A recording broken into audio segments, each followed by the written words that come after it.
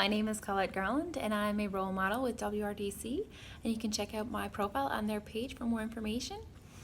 But I am a software instructor at Eastern Academy and I love all things science. So today I'm going to show you a video to do with music and how it is related to science and STEM careers. And one example could be an acoustic engineer, where you could listen to the sounds of the ocean and help solve real-world problems. And anyway, the video that I'm about to show you guys is how frequency can be seen. So music, anything that you hear, my voice, your voice, how it can all be seen. Super exciting, can't wait for you to watch.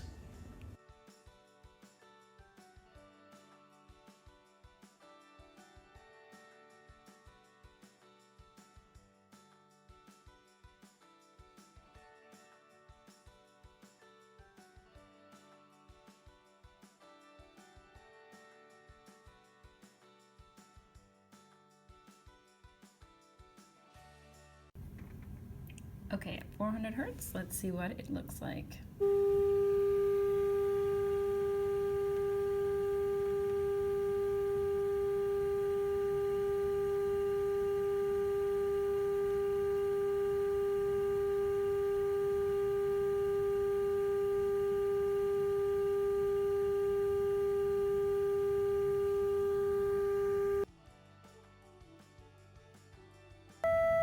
At 660.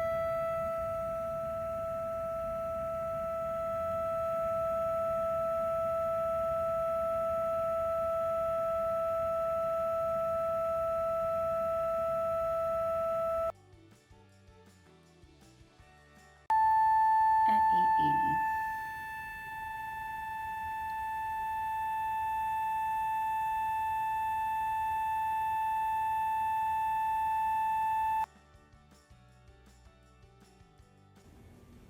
As you can see, as we moved up, the frequencies got closer together and higher so that the sand or the salt didn't move that much at all. But at a lower frequency, around 440, you could see it move quite a bit in the videos. So that would be the frequencies of your voice and the sound, the frequencies of sound, and that you can see them when you put them into a container. I used a rectangular plastic container, but you can use any type of plastic container. It can be circular, it can be square with a circular top. Any jar that you have at home, like a peanut butter jar or something like that, you can use that as long as the surface is flat on the bottom of the container is flat to the surface of the table.